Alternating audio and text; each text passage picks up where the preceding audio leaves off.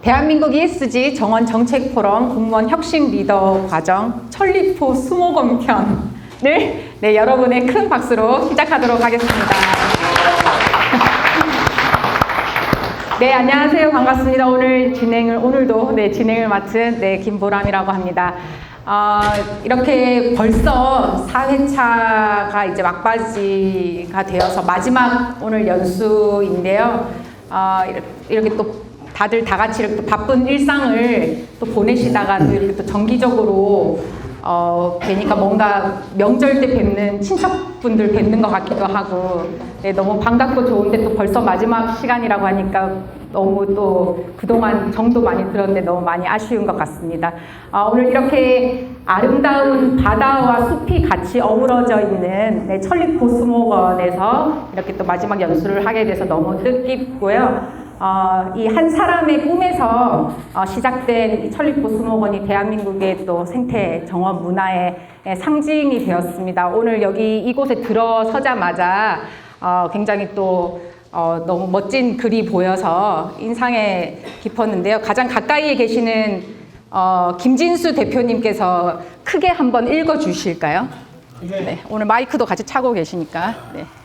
천리포 수목원은 민병갈의 유산으로 우리나라와 세계의 식물을 수집 보존하여 아름다운 정원으로 가꾸고 연구 교육에 힘써서 사람들에게 자연사랑 정신을 심고 창의적 영감과 행복을 준다. 네, 감사합니다. 큰 박수 부탁드립니다. 네, 감사합니다.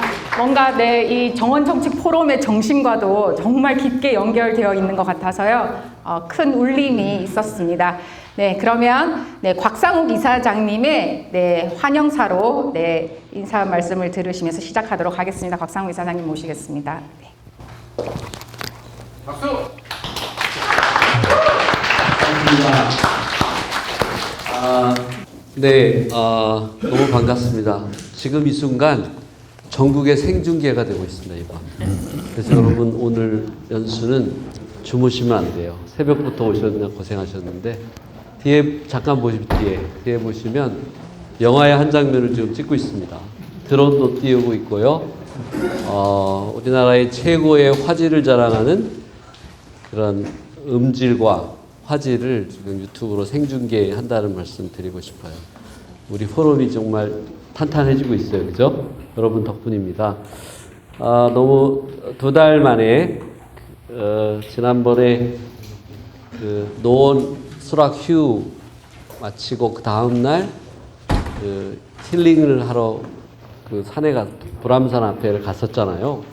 근데 너무 추운 겨울날이었던 것 같아요. 갑자기 날씨가 추워져가지고 그래서 귀한 시간 여러분 함께 했는데 벌써 2달이 훌쩍 지나서 오늘 또 여러분 뵙게 됐습니다.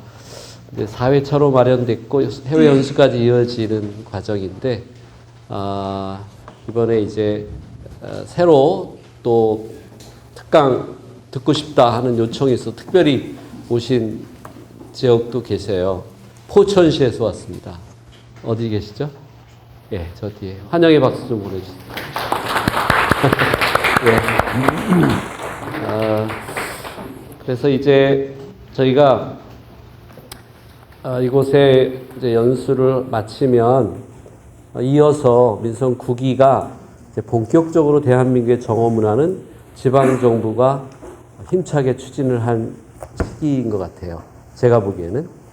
그래서 저는 우리 포럼에서는 일단 시장, 군수, 구청장 교육을 하려고 합니다. 예. 지금 여기 원장님이 앞에 앉아 계신데, 한 시의 시군구를 책임지고 있는 단체장의 의지와 또 철학과 또 해안력이 있어야 정원이 제대로 펼쳐질 거라고 기대합니다. 도지사도 트라이 해보려고 해요. 지금 강원도는 관광으로 먹고 살아야 하는데 어떻게 관광을 지역경제와 연결해서 하느냐는 이제 바로 이제 지역의 관광 시대를 경제와 연결하는 그런 시대가 이제 민선 9기가 열릴 것이다. 그래서 저는 그 역할을 제가 자부하고 시작하는 일이라서 그런 철학과 신념을 가지고 운영한다는 점 이해해 주시고요. 또 오늘 진행을 하면서 한 분 한 분의 강의는 그냥 제가 선택한 건 아닙니다.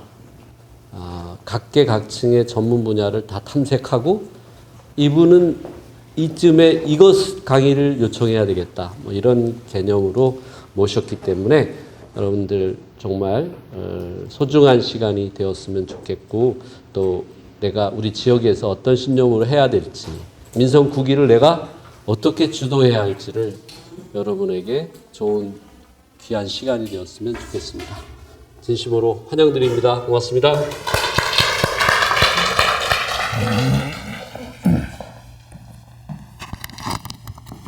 네, 이사장님 인사 말씀 감사드립니다. 그러면 이어서 오늘 또 이렇게 정말 귀한 자리를 제공해 주시고 저희들에게 또 이런 멋진 연수의 기회를 이렇게 제공해 주신 철리포 수목원의 최창호 원장님께 깊은 감사의 마음을 담아서 감사장을 전달해 드리도록 하겠습니다. 최창호 원장님을 큰 박수로.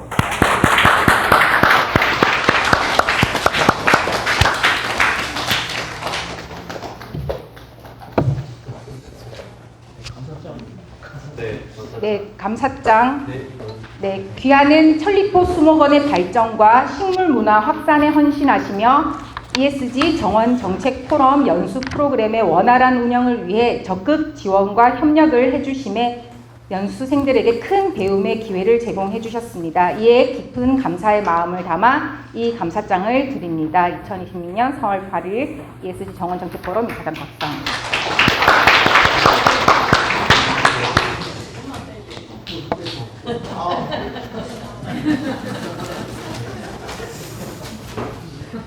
미국에 돈 얼마 안 돼.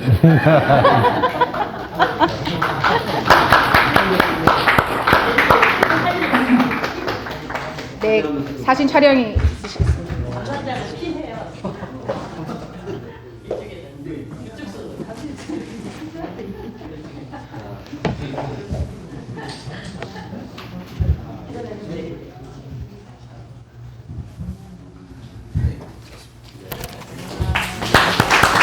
네, 최창호 원장님 감사드립니다. 잠깐 인사 말씀 청해서 오늘 갑자기 저는 등장한 사람인데 갑자기 감사의 마음을 전달한다고 해서 깜짝 놀랐네요. 저는 작년 12월 4일 날 천리포 수목원 원장으로 이렇게 취임을 했습니다. 기존에는 산림청이나 이런 쪽에서 이제 청장님이나 이제 차장님 하셨던 분들이 천리포 수목원의 원장님으로 계속 오셨었어요. 근데 저 같은 경우는 93년도에 여기에 처음으로 시작을 해서 저희가 지금 34년 정도 제가 천리포 수목원에서 근무를 하고 있고요. 여기 있으면서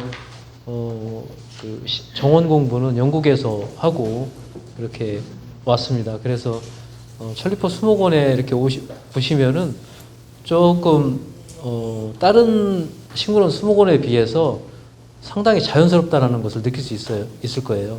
그러니까 여기에 설립하신 분이 독일계 미국인이신데 칼 페리스 밀러라고 한국 이름은 민병가리라는 분이세요. 근데 그분이 1945년도에 일본 오키나와에 이제 정보 장교로 오셨다가 한국에 연이돼 가지고 한국에 들어오시게 된 케이스예요. 그래서 여기 같은 경우는 1962년도에 한 3,000평 정도 땅을 매입을 하셨었고요.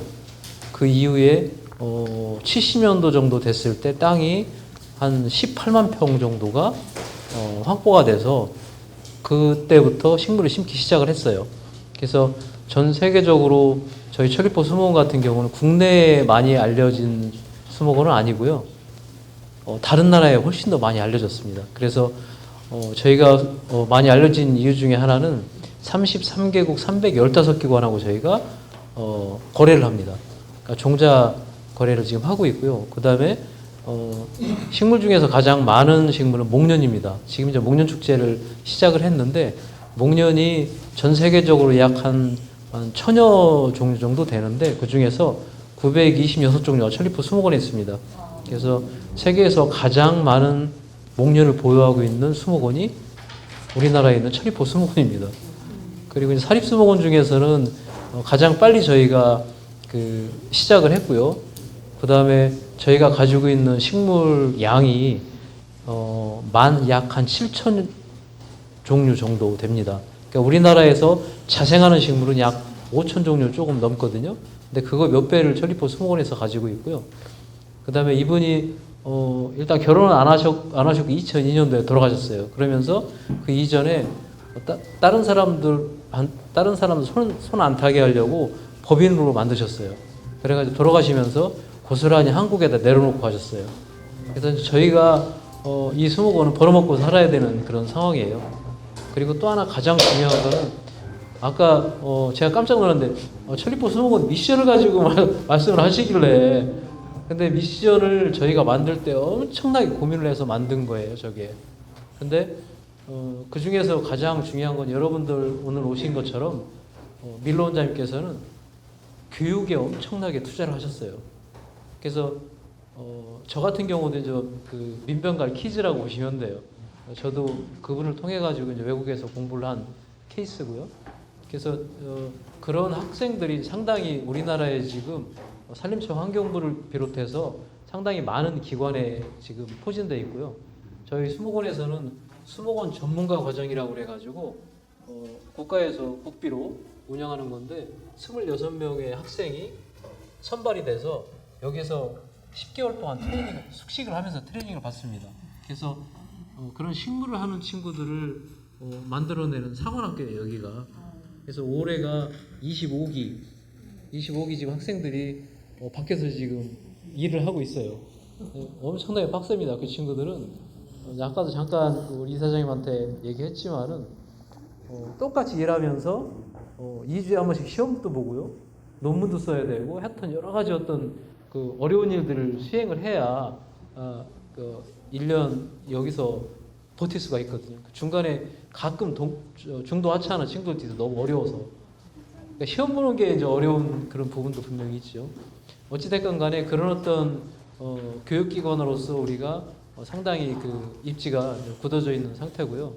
혹시 나중에 여러 가지 어떤 교육 프로그램들을 천리포 수목원에서 같이 할 수 있으면은 저희가 적극적으로 참여를 해서 저희가 도와드릴 수 있는 한도 내에서 도와드리도록 노력을 하겠습니다. 하여튼 다시 한번 천리포 수목원을 찾아주셔서 너무나 감사드리고요. 하여튼 계신 동안 천리포 수목원에 있는 모든 것들을 다 좀 가슴에 담고 가셨으면 좋겠다라는 생각이 듭니다. 고맙습니다. 네, 최창원 원장님 감사드립니다. 네. 네. 목련이 또 930여 종이 여기에 다 있다라는 것도 굉장히 놀랍고 정말 그 깊은 철학으로 그 교육과 연수에 힘쓰시는데 네, 정말 그 전문가를 또 길러내는 식물 식생 사관학교가 꾸준하게 25기까지 또 이어지고 있다라는 것도 굉장히 네, 인상 깊었습니다. 많이 그 정원정책 포럼과도 깊이 연계를 해서 계속 이 인연을 계속 이어나가야 될 것 같습니다.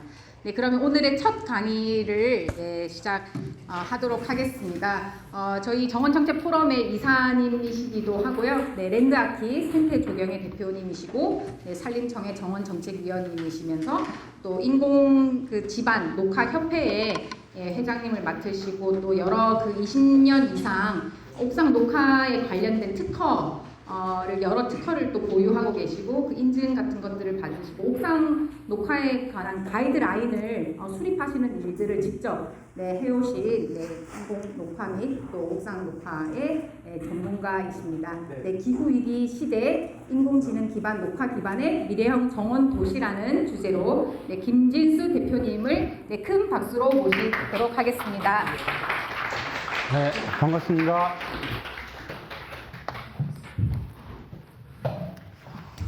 이제 몇 번 뵙기도 했고 제가 조금 편한 복장으로 나왔습니다. 네, 이해해 주십시오. 다시 만나 뵙게 돼서 반갑고요. 저도 요 강의를 하면서 조금 고민이 됐던 것 중에 하나가 과연 인공지반 녹화가 여러분들이 생각하시는 이 정원 혹은 정원도시하고 얼마나 연관이 될 수 있을까라는 고민을 많이 했었어요. 그런데 사실 그건 예전의 이야기고 제가 이제 뉴욕 하이라인하고 이런 데를 몇 번 다녀오면서부터 인공지반에도 식재 기법을 통해 가지고 충분히 좋은 정원을 만들 수 있다라는 게 결론을 내렸고요. 또 하나는 우리가 결국은 도시에서 살 수밖에 없어요. 지금 우리나라가 도시의 면적이 16.8%인데 도시에서 사는 인구가 91.8% 정도 됩니다. 그리고 도시에 불투수층이 많아서 결국 우리는 도시에서 정원을 만들어야 되는 그 숙제가 있는 거예요. 더 이상 땅을 구할 수도 없고 땅값이 비싸서.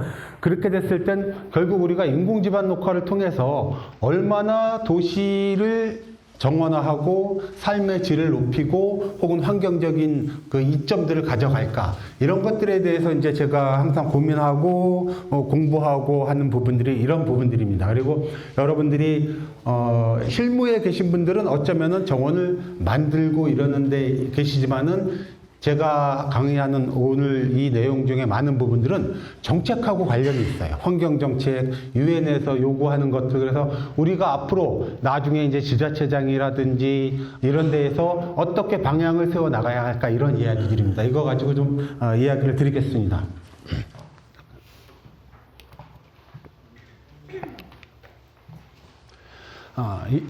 제가 이제 이 분량이 보통 한 3시간 정도 학교에서 강의하는 분량인데 오늘 짧은 시간에 해야 되고, 기록을 남기기 위해서 제가 수량은 많이 했지만은 일부는 짧게 넘어가고 중요한 부분들만 여러분하고 이야기를 하겠는데요. 인공지반 녹화 이런 것들, 요즘에 이런 이야기들 외에도 지속 가능성이라든지 도시 생태 회복력이라든지 이런 이야기들을 하잖아요. 사실 한 몇십 년 전만 해도 저희가 몰랐던 단어들입니다.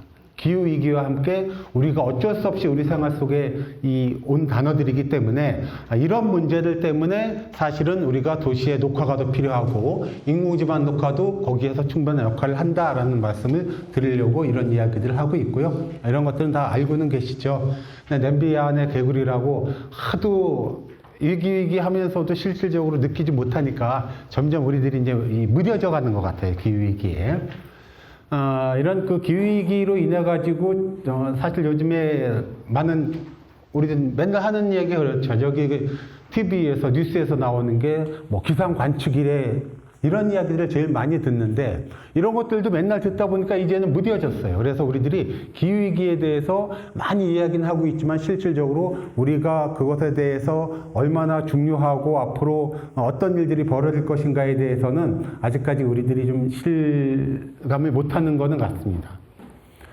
그래서 왜 우리가 모두가 정원도시를 원하는가? 여러분들 다 아시겠지만은 정원이라고 이야기하는 것이 행정에서 혹은 힐링에서 시각적인 아름다움에서 여러 가지 장점들이 있는 겁니다. 우리가 오늘 여기 천리포수목원에서 이런 행사를 하지만은 이런 정원들이 우리 인간들한테 얼마나 많은 이점을 주고 있는가. 그래서 너도 나도 다 정원도시를 하고 싶어 합니다. 그리고 우리만 그런 게 아니라 사실 외국 도시들도 그렇습니다. 그러니까 뉴욕도 그렇고 대표적인 건 영원도 국립공원도시라는 말을 2007년도부터 해갖고 10주년씩 해갖고 지금 이제 2차 10주년으로 지금 정책을 펴고 있고요. 파리도 그렇고 많은 도시들이 정원도시가 되고 싶어 합니다. 왜? 시민들을 위해서 또 관광객들을 위해서. 뉴욕도 똑같습니다. 그래서 이제 우리도 정원도시 하는데 양과 질로서 정원도시를 높일 필요성이 있다. 그래서 정원도시를 원하는 이유들은 여기에 있고요. 이런 것들 다 아시지만 도시 녹지가 얼마만큼 변화했는지, 이게 보면은 그 서울시의 면적이 한 672만 평이 줄어들었는데 여기 여의도 면적이 한 8배 정도 됩니다. 그럼 녹지가 이만큼 줄어들고 그게 불투수층으로 다 변해서 빗물들이 다 어디로 흘러갔냐? 여기에 보시면 1962년도에 표면 유출이 10.6%고 지하수로 스며들고 이랬던 것들이 2010년에 51.9%입니다. 지하실 침투율도 저렇게 줄어들었어요. 증발산율도 줄어들고요. 그러면은 이 물이 예전에는 도시에서 좋은 역할을 하던 물들이 이 홍수를 일으키고 재난을 일으키는 물이 됐거든요. 그래서 이 도시들이 불투수 포장으로 인해 가지고 많은 문제들이 생기고 있다. 그래서 녹지를 만드는데 기존의 자연집안에 만드는 녹지는 더 이상 한계가 있으니 비어있는 옥상을 통해서 이런 문제들을 해결하자라고 이야기하는 게 저뿐만 아니라 세계의 많은 도시들이 지금 이런 문제들을 가지고 해법을 삼고 있습니다. 나중에 여기 블루루프에 대해서는 다시 말씀을 드릴게요. 그래서 이런 문제들이 있는데 이렇게 해갖고 우리들이 보는 피해가 엄청나게 많습니다. 이거는 이제 도시 침수로 인한 피해고요. 이거 외에 도시의 불투수층으로 인해서 이제 도시 열로 인한 피해들도 또 많이 있습니다. 그래서 여기에 말씀드리듯이 도시의 문제와 옥상 녹화의 해법이라고 되어 있는데, 이제 도시 열섬 현상 여러분들이 많이 아시죠? 그래서 도시가 외곽보다 기온이 높아지고 온열 질환으로 인해 갖고 많은 환자들이 생기고요. 그래서 캐나다 온타리오주 의료협회에서 이야기한 거는요, 온타리오주에서만 1년에 온열 질환과 이 미세먼지로 인해 가지고 사망하는 환자가 한 9,800명 정도 된다고 하고요. 1년에 의료비만 한 6천억 정도가 나간다고 합니다. 그래서 우리는 무뎌져서 잘 이제 못 느끼고 있는데, 우리가 코로나가 왔을 때 어떤 도시들이 사망률이 제일 높았냐? 도시가 미세먼지가 많고 도시의 환경이 나쁜 도시들이 사망률이 엄청나게 높았습니다. 인도 같은 경우가 환자들의 사망률이 높았거든요. 그래서 결국은 도시의 녹지, 이런 정책들이 건강하고 직결이 된다. 평소에 못 느끼지만은 조금 위기가 왔을 때는 그런 것들이 이제 우리가 느끼는 큰 피해가 될 수 있겠고요. 그래서 위협적인 요인들은 도시에 지금까지 말씀드렸던 미세먼지, 불투수층 이런 걸로 인해서 발생되는 것들이고, 그 외에 이런 것들을 옥상 녹화의 효과로서 해결을 해보자 하는 것들이 이제 제 생각입니다. 그리고 우리가 우리뿐만 아니라 유엔에서도 그렇고 도시 생태 회복력을 높여라. 그 다음에 탄소를 갖다가 2050년까지 중립을 지키자라는 이야기를 하는데, 사실 우리나라가 거기에서 좀 이따 말씀드리겠지만은, 기후변화에 있어서 대처 능력이 64개국 중에서 63위입니다. 우리나라 경제 수준에 비해서 사실 탄소를 저감하고 도시 생태력을 회복하는 데 있어서 별로 신경을 안 쓴다는 이야기죠. 2025년도 작년 통계입니다. 이 얘기가 다 똑같습니다. 지속 가능한 회복력을 위해서 저도 옥상에다가 식물을 심는 걸 좋아하진 않죠. 시멘트 위에다가 인공토를 놓고 식물을 심고 싶진 않지만은, 그래도 지금 현실은 우리가 법적 적용부터 해서 옥상에다가 인공지반에다 녹화를 하고 있으니, 그런데 인공지반에 녹화를 하는 것들이 지금 거의 대부분 실패하고 있습니다. 해놓고 나서 2, 3년 지나면 다 죽고요. 그래서 어떻게 이런 것들을 갖다가 어쩔 수 없이 인공지반 녹화를 해야 된다면은 성공을 시킬 수 있을까라는 것이 이제 제 생각이고요. 옥상 녹화의 구분도 옥상 녹화, 우리는 옥상 녹화라고 제가 말씀드리지만은 옥상 정원을 원하기도 하고요. 그래서 서울시의 정책은 사실 옛날에 옥상 녹화가 아니라 옥상 정원 정책을 했었습니다. 그래서 옥상 정원 정책을 하다 보니 나중에 문제가 생기는 경우도 있고, 사람들이 정원을 원하다 보니까, 그래서 정원도 필요하지만은 약간 저도심의 옥상 녹화도 같이 필요한데, 우리들은 너무 구축 건물에다가 정원을 만들려고 하다 보니까 하중 문율에 인해서 여러 가지 문제들이 생겨왔었다. 그래서 서울시 정책도 일부는 실패했다라고 이야기를 하고 있습니다. 그리고 여기에 저관리형, 관리형 이런 식으로 나누는데, 뒤에서 스마트 블루그린 루프에 대해서도 잠깐 말씀을 드리도록 하겠습니다. 이거는 생태형 옥상 녹화, 보통 저관리 옥상 녹화라고 이야기하죠. 토심 한 15cm 미만이요. 15cm 미만의 옥상 녹화를 했을 때 1평방미터당 얼마만큼의 어떤 효과가 있는지에 대해서, 이건 이제 이 밑에 있지만은 독일의 녹색 빌딩 연합회에서 조사를 한 내용입니다. 단순한 옥상의 정원을 만드는 게 아니라 한 15cm 정도의 토심을 가지고도 이런 환경적 효과가 있다라고 하는 게 지금 이 연구 결과거든요. 그래서 이거보다 토심이 높은 혼합형이나 중량형은 훨씬 더 뛰어난 효과가 있겠죠. 그리고 옥상 녹화하고 탄소를 이야기하는데, 아직까지도 옥상 녹화가 탄소를 갖다가 몇 평방미터당 얼마만큼 했는지 유엔에서나 이게 정해진 바는 없지만은 효과는 워낙 많이 있습니다. 그런데 우리가 식물의 효과만 자꾸 이야기하는데 사실은 토양의 탄소 고정 효과에서도 탄소를 많이 고정시킵니다. 김효민 박사 그 건설기술연구원의 김효민 박사 연구에 따르면은 토양에서 고정시키는 이 탄소양이 식물이 먹는 탄소양보다 훨씬 많다고 합니다. 그래서 어떻게 옥상에서도 탄소를 많이 고정시킬 것인가, 그래서 나중에 탄소 중립에 도움이 될 것인가 하는 것들도 우리가 앞으로 연구하고 적용을 시켜야 될 바고요. 그리고 이거는 이제 그 농진청에서 연구를 한 결과인데 초하류만 심어도 이 정도의 탄소 고정 효과가 있다고 합니다. 그래서 우리가 큰 나무에만 너무 집중하지 말고 이런 초하류들을 통해서 혹은 셋업 녹화를 통해서 잔디 녹화를 통해서도 충분히 우리가 정원을 만들 수 있고 그 다음에 탄소 중립하는 데도 큰 도움이 될 수 있다라고 이야기를 하고요. 아까 얘기한 토양의 탄소 고정은 바이오차를 이용해서 한 15%를 섞어서 했을 때 제일 높은 탄소 고정 효과가 있다는 연구 결과가 있으니까 이런 것들은 뭐 찾아보면 많이 나옵니다. 요게 이제 그 김효민 박사가 탄소 고정 효과를 연구했었던 그런 자료들이고요. 요번에 이제 제가 이제 김효민 박사하고 환경부에다가 이 탄소 고정과 옥상 녹화에 대해서 이제 같이 환경부 연구 과제를 지금 신청하는 게 있습니다. 이 오른쪽은 제가 이제 인도의 이 구자랏 대학교에서 연구하던 결과를 좀 찾아봤는데요. 제가 가끔 가다가 외국 연구 결과들을 꼭 미국, 캐나다 이런 데만 찾지 않습니다. 파키스탄, 인도, 폴란드 이런 데에서 연구하는 걸 찾는 게 왜? 우리보다도 훨씬 생활 수준이 떨어지는 이런 나라들에서도 이런 연구들을 활발하게 하는데 우리는 왜 아직까지도 이런 것들을 활발하게 하지 못할까라는 것 때문에 오히려 인도의 연구 결과들을 갖다가 제가 여러분들한테 알려드리는 겁니다. 그러니까 옥상 녹화와 탄소인데요. 여기 이제 옥상에다가 노원 초등학교에다가 이끼 시공을 하고 얼마만큼 탄소를 저감시키고 아래층에 에너지를 절감시키는가를 갖다가 LH 토지주택연구원에서 2014년도에 연구한 결과들인데 이렇게 에너지 절감이나 탄소 저감 효과도 많이 있다라는 것이 이 효과입니다.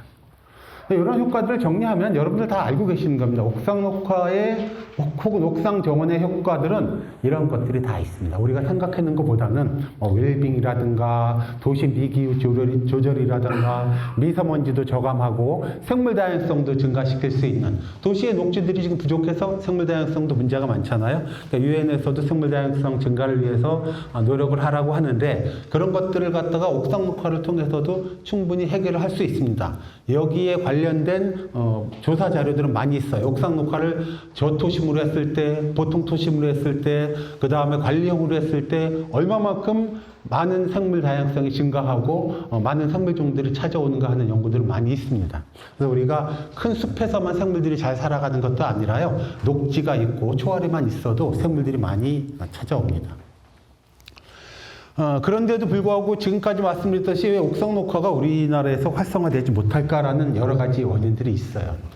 옥상 녹화가 지금 첫 번째는 법정 적용 때문에 그렇습니다. 법정 적용이 너무 한 30년 전에 만들어진 그 조경을 가지고 아직까지도 쓰고 있어요. 이 다음 페이지에 또 보여드리겠지만은. 그리고 옥상 녹화에 대한 기준뿐만 아니라 인식들도 아직까지 좋아지진 않고 있습니다. 그리고 이제 비용들이 들어가다 보니까 누가 옥상 녹화를 강제적으로 하라고 안 하면은 하는 사람 별로 없습니다. 제가 스투트가르트가 옥상 녹화가 제일 활발하게 이어진 도시인데 우리 서울의 1인당 녹지 면적이 여기 서울시에 오신 분들은 아시겠지만은 한 5.5평방미터 정도 됩니다. 근데 스투트가르트에서는 옥상 녹화 1인당 옥상 녹화 정원 면적만 해도 4.5평방미터 정도 됩니다. 일반 녹지를 빼고요. 런던 같은 경우는 뭐 우리 서울에 28평방미터 정도 되거든요. 그래서 서울이 녹지가 엄청나게 적은 도시다. 그래서 이 옥상 녹화를 통해서도 웰빙을 위해서 정책을 펼 필요가 있다. 그렇게 이제 건축물에 대한 제도, 가이드라인 이런 것들도 필요하고요. 옥상 녹화가 지금 활성화시키지 못하는 것과 이런 것들을 개선해서 활성화시켜야 된다는 것은 또 같은 이야기일 겁니다. 그러니까 여기 내용들이 있으니까 한번 보시면 될 것 같고요. 요게 이제 건축법인데, 건축법에 보시면은 정말 말도 안 됩니다. 요거는 제가 작년에 제가 아는 건설회사에서 저한테 견적을 내갖고 시공을 해라고 딱 받았는데요. 여기가 자동차 정비소인데, 약 1500평방미터의 대지에다가 정비소를 짓고요. 그 다음에 여기 법적 조경 면적이 얼마냐 하면은 지금 77.59평방미터입니다. 지금 우리의 조경법이 이 정도밖에 안 돼요. 1500평방미터에다가 건물을 짓고 정비소를 하는데 법적으로 너네 77평방미터만 하면 돼. 물론 이제 서울은 3000평방미터가 넘어가면 뭐 저기 그 15%고 10% 이렇게 조금씩 나눠져 있지만은 서울에서도 그 면적도 정말 부족한 면적입니다.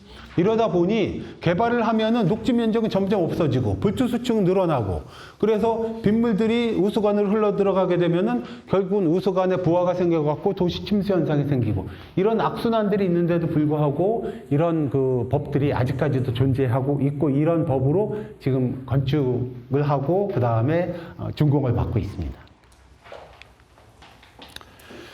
그리고 옥상 녹화에 대해서 제가 말씀드릴 때 아까 실패가 많았다 그랬죠. 그 실패의 원인들도 참 많은데, 싱가포르의 예를 들으면 싱가포르는 조성 후 3년 주기로 조성 녹지를 정밀 검증합니다. 녹지가 제대로 있는지, 잘 살아있는지. 우리는 준공한 이후에는 거들떠보지 않습니다. 그게 지금 가장 큰 문제예요. 그래서 얘네들은 대지 면적의 100% 이상 녹화를 해라고 합니다. 그래서 요즘 얘네들이 벽면 녹화를 한 이유가 100%를 맞추기 위해서는 위에서 내려다본 면적을 가지고 못하는 데가 있으니까 벽면까지도 지금 녹화를 하는 거고요. 그리고 이쪽에서 조사한 내용을 보면 얘네 이제 식재 생존율, 피복도를 80% 이상 유지를 해야 됩니다. 근데 우리 조사한 바에 하면은 옥상 녹화 조성 후 3년 차에 관리 미흡률이 43%, 준공 후 5년 후 고사율이 65%. 여기 이제 서울연구원하고 종영신문에서 이제 조사를 한 내용이에요. 그럼 돈을 들여서 옥상 녹화를 해놓고 나서 그 기능을 제대로 못 한다는 거죠. 그 돈은 어디로 날아갔어요? 탄소로 다 날아가서 없어진 매몰 비용들이 됩니다. 그래서 저는 어떻게 제도를 바꾸고 가이드라인을 만들고 교육을 통해서 옥상 녹화를 제대로 시공하게 할 수 있을까에 대한 관심이 제일 많이 있습니다. 서울시 옥상 녹화 지원 조례가 전 세계에서 가장 잘 만들어져 있습니다. 이게 몇 번의 개정을 거쳤는데 한 4년 전 개정을 할 때 어떤 게 개정이 됐냐면은 그동안에 민간 지원금이 50%였었는데 70%까지 늘리고요. 그 다음에 옥상 녹화를 조성한 이후에 관리에까지 예산을 쓸 수 있도록 했습니다. 조례는 이렇게 잘 만들어 놨는데 실질적으로 예산을 반영을 하지 않아서 현재 거의 유명무실한 그런 조례라고 볼 수 있습니다. 인식의 차이는 제가 아까 말씀드렸듯이 정원도시를 위해서, 웰빙을 위해서, 건강을 위해서 결국은 양과 질이 다 필요하다. 그런데 우리는 지금 질은 많이 높여가고 있습니다. 그런데 양을 높여갈 수가 없어요, 도시에서는. 왜? 새로운 땅을 확보할 수가 없기 때문에. 결국은 옥상을 통해서 그 양을 확보해서 도시의 그 생태, 정원 이런 것들을 개선하고자 하는 게 이제 제가 말씀드리는 것들이고요. 이게 이제 쿤밍 몬트리올 글로벌 생물 다양성 프레임워크에서도 생물 다양성을 위해서 도시의 녹지를 갖다 앞으로 더 늘려야 된다. 이런 의무조항들이 있어요. 제대로 지금 하지 못해서 그렇죠. 그리고 도시 그린 인프라를 갖다가 높여서 수질을 높이고 생태계를 복원하라고 하는 협약들이 있습니다. 아까 얘기했듯이 우리나라가 그런 것들에 대해서 뒤처지고 있는 거죠. 좀 선언적, 우리도 만들긴 하는데 워낙 선언적으로만 만들지 실질적으로 그거를 갖다가 실행하거나 예산을 직접 투입하거나 이런 것들에 대해서 많이 부족합니다. 그리고 UN 기후변화 협약에서도 다 이야기하고 있습니다. 아슬라에서도요, 도시의 녹지를 통해 가지고 자연기반 해법, 사람들이 웰빙을 할 수가 있고, 도시의 수질을 개선할 수 있고, 물순환을 할 수 있고, 많은 생태를 개선시킬 수 있다라고 다 조사를 했습니다. 그래서 뉴욕에서는 강력한 법을 가지고 지금 시행을 하고 있습니다. 요거는 뒤에 또 말씀을 드릴게요. 지속가능 개발 목표에서도요, 이런 것들이 도시의 녹화가 필요하고 이런 것들을 녹화를 높이라고 이야기하는 항목들이 있습니다. 그래서 예전에는 정원이라고 이야기하는 것들이 개인적 이용의 개념 혹은 이익의 개념이었는데 이제는 더 공익적, 사회적, 환경적 이익의 개념으로 더 늘어났습니다. 그래서 정원을 보는 시각, 조경을 보는 시각이 예전보다는 좀 달라져야 된다고 생각을 하고 있고요. 여러분들도 조경, 정원 쪽 관련한 일을 하고 계시지만은 예전보다는 훨씬 더 큰 일을 하고 있고 큰 역할들을 하고 있다고 보시면 됩니다. 그래서 EU에서는요, 자연환경보건법이란 것도 만들고요, 뉴욕에서는 지속 가능한 옥상법이라는 것들도 만들었습니다. 이래서 도시의 생태를 회복시키기 위한 이런 다양한 노력들을 하고 있습니다. 우리도 여러 가지들을 하고 있어요. 이 오른쪽 위가 우리도 저런 법들도 만들고 조례도 만들고 다 하고는 있는데 다 선언적 대응이지 실질적으로 예산을 써가지고 뭔가가 확 바뀐 것은 본 적은 없습니다.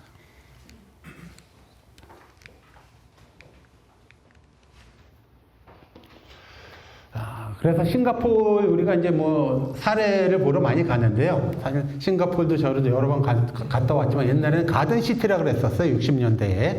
2000년대 들어오니까는 이 정원 속의 도시라는 말을 했었는데 이젠 드디어 자연 속의 도시라는 캐치플레이로 바뀌었습니다.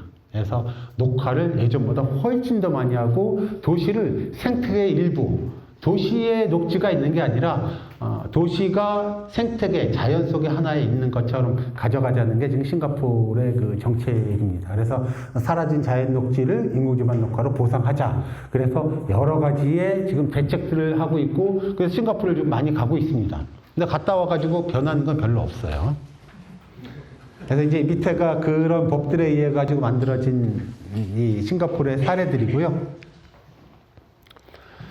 또 스위스도 자연환경이 좋은데도 불구하고 쭈리 같은 경우도 녹지 정책들을 많이 하고 있습니다. 그래서 지금 왼쪽 밑에 사진이 구글 사진인데요. 구글 사진에서 잘 안 보여서 옥상 녹화된 부분만 제가 파랗게 지금 만들어 왔는데요. 저렇게 단층 건물들, 2층 건물들도 다 녹화를 하고 있습니다. 그리고 방콕 얘기를 또 안 할 수 없는데 방콕도 도시 녹화의 진심인 도시입니다. 그래서 이게 그 대학교하고 이제 그 축을 만들어가지고 물순환과 그 다음에 도시 생태축을 만든 이런 사례들도 하고 있고요. 아까 얘기한 스마트 블루그린 루프라고 요즘에 나온 개념인데 옥상 녹화의 개념을 뛰어넘어서 옥상을 녹화뿐만 아니라 빗물을 저장하는 공간으로 만들자. 블루라고 이야기하는 게 이제 빗물을 보통 여기에서 이야기하고요. 그리고 이거를 제어하는 기술까지 포함하면은 스마트 블루그린 루프가 됩니다. 그 레질리오는 암스테르담에서 EU의 도움을 받아 이제 돈을 받아가지고 지금 실시하고 있는 정책 중에 하나거든요. 그래서 옥상에 빗물을 갖다가 많이 저장하고 이 빗물이 비가 온다 그러면 선제적 방류를 하고 그 다음에 이 빗물을 갖다가 증산작용을 통해 가지고 도시 미기후를 완화시키고 식물에 사용하고 이런 것들을 스마트하게 관리하는 그런 기술들을 뜻하고 있습니다. 그래서 저도 지금 환경부하고 스마트 블루그린 루프 사업에 제안을 한 게 있고요. 그래서 스마트 블루그린 루프와 관련된 시스템이 있으니까 저희 쉬는 시간에 필요하시면 보실 수 있도록 제가 한번 보여드리겠습니다. 아까 뉴욕 얘기를 잠깐 했는데요. 뉴욕이 2019년에 만든 기후동원법이라고 있습니다. 여기서 동원이 우리가 전시에 물자나 사람을 증발하는 걸 나타내는 이 동원입니다. 그래서 기후위기가 와서 거의 전쟁처럼 생각을 하고 기후동원법이라는 것을 만들어서 사실 2016년까지 뉴욕에 옥상 녹화된 건물이 670개밖에 없었습니다. 저도 그때 2016년, 17년 이것도 많이 다녔었는데 그런데 옥상 녹화에 관심 없던 도시가 기후동원법을 만들어서 기존 건축물들도 옥상 녹화를 하지 않으면 벌금을 무는 이런 강력한 법을 만들었습니다. 그래서 유예기간을 두고 올해부터 시행을 하고 있습니다. 내용들은 많이 있어요. 여기에서 얼마만큼을 해갖고 어떻게 탄소 중립을 이룰 것이고 2050년에 80%의 온실가스를 배출을 저감하겠다는 로드맵도 지금 있고요. 여기가 그 로드맵이고요. 그 다음 이것들을 위해서 각 건물들이 얼마만큼 온실가스를 내뿜는가를 미리 그 전에 조사를 다 했습니다. 그래서 건물들이 온실가스를 70%나 내뿜고 있으니 원인자가 부담을 하자. 그래서 건축물에 강제적으로 옥상 녹화나 태양광을 하게 법을 만들었고요. 이것을 갖다 하지 않거나 허위 보고서를 내면은 약 8억 원 정도의 벌금을 또 내게 만들었습니다. 아주 강력한 법을 만들었고요. 그래서 이렇게 새로운 직업이 생겼습니다. 컨설턴트들이 또 생겨가지고요. 건물들을 어떻게 탄소 저감할 것인가 컨설턴트에서 보고서를 만들어주는 이런 직업들도 좀 생겼습니다. 온실가스 배출을 이제 종합적으로 하는 거죠. 그러니까 시의회 의원들이 나와가지고 이 법을 통과시키고 기자회견을 하는 장면인데요.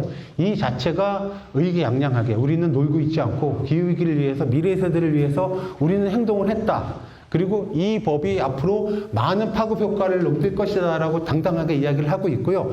지금 미국에서 여러 도시들이 이것과 비슷한 법을 지금 채용해서 시행을 하고 있습니다.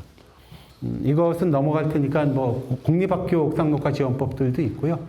그 외에 많은 나라들도 생물다양성을 위해서 옥상녹화에 관련된 조례를 따로 만들고 있고요. 네덜란드에서 모니터링한 결과들도 있고, 스위스 바젤에서는 옥상녹화를 할 때 꼭 생물다양성을 고려한 옥상녹화를 하도록 조례에다가 박아놨습니다. 그래서 이런 정책들을 시행한다는 것들을 보시면 되고요. 아까 말씀드렸듯이 국립공원도시 런던이 사실 거의 한 20년 전부터 지금 시작을 했습니다. 그리고 런던을 옥상 녹화와 벽면 녹화를 포함해서 녹화해가지고 탄소 중립도 이루고 쾌적한 관광도시를 이루겠다라고 이야기하는 게 지금 이 정책이고요. 그 외에 뭐 함부르크, 방콕, 쭈리히에서도 비슷한 정책들을 다 하고 있습니다. 그래서 제가 유럽이나 다닐 때 제일 많이 보았었던 게 이런 생태형 녹화들을 많이 보았습니다. 유럽은 생태형 옥상 녹화가 한 87% 정도 되고요. 우리는 이용형 옥상 녹화가 거의 한 90% 정도 됩니다. 딱 반대거든요. 얘네는 이용의 개념보다는 생태의 개념으로 접근을 하고, 그 다음에 걔네 법이 빗물을 우리나라처럼 옥상에서 바로 빗물이 나가면은 이제 이 우수세를 내야 되기 때문에 이런 옥상 녹화를 어쩔 수 없이 해야 되는 그런 형태들입니다. 이런 것들이 제가 이제 다녀왔었던 곳들이고요. 다는 아니지만 대부분 많이 가봤었습니다. 그리고 아까 이야기했을 때 우리가 일반 배수판을 썼지만은 일반 배수판을 쓰고 토심을 낮추다 보니까 식물들이 죽는 거거든요. 관리를 안 해서. 그래서 독일 같은 데에서는 물전형 배수판을 쓰고요. 요즘은 이렇게 블루그린 루프를 위해서 대용량의 물을 저장시킬 수 있는 그런 기술, 그 다음에 에너지도 절감시킬 수 있는 그런 기술들이 있고요. 요거는 제가 좀 이따가 실물을 보여드리도록 하겠습니다. 이끼 녹화에 대한 것들은 유럽에 많은데 그냥 넘어가겠습니다. 거기 있는 대로 이끼도 탄소 저감 효과가 좀 많으니까 적용을 해봐야 되겠다. 이 정도로 보시면 될 것 같고요. 여기 이제 하이라인도 제가 몇 번 다녀왔는데 이거를 보고 나서 낮은 토심에서도 정말 예쁜 정원을 만들 수가 있겠구나. 그럼 사람들이 많이 좋아하겠다. 이런 생각을 해서요. 옥상이 토심의 한계가 너무 낮지 않은 이상은 한 20-30cm만 돼도 웬만큼 보기 좋은 녹화를 할 수 있습니다. 요것도 이제 아일랜드 요게 다녀온 곳들이니까 이걸 참고로 하시면 되고요. 우리나라에도 많은 시도들을 좀 해왔었고요.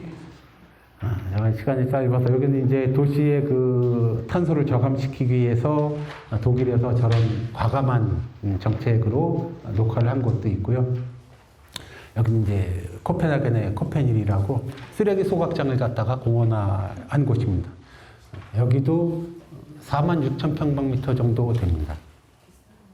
이런 이제 샹하이의 프로젝트들도 있고요. 여기는 이제 그 이태리 밀라노에서 이런 아파트도 인공지반을 녹화했었고, 이건 이제 싱가포르의 사례고요.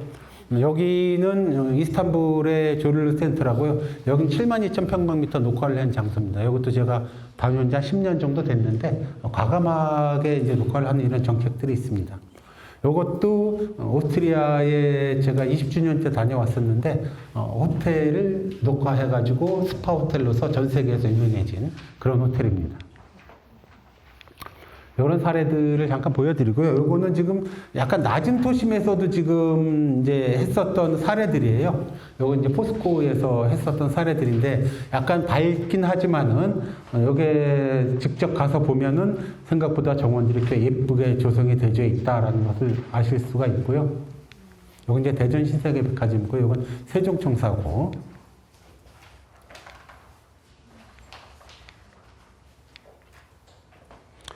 그래서 이런 사례들은 뭐 많이 있는데 제가 오늘 짧게 보여드렸고 시간. 그래서 기후재난 시대예요. 그래서 지금 이대로 가다가는 사실은 우리 밑에 세대나 그 손자 세대쯤에서 공멸을 할 수도 있겠다. 그래서 우리가 사실은 지금까지의 세대 중에서 거의 가장 풍요를 많이 누린 세대 중에 하나인데 우리의 풍요가 앞으로 좀 우리 후손들은 더 가난하고 자원 부족에 시달리면서 살 수도 있거든요. 그래서 지금 있는 자원이 꼭 우리 것만이 아니라 우리 후손들과 같이 이루어져 나갈 될 그런 자연이기 때문에 우리가 옥상 녹화를 통해서 도시 환경도 개선하고 생물 다양성도 높여서 좋은 결과들을 만들어냈으면 하는 게 제 생각입니다. 이상 강의를 마치겠습니다. 감사합니다.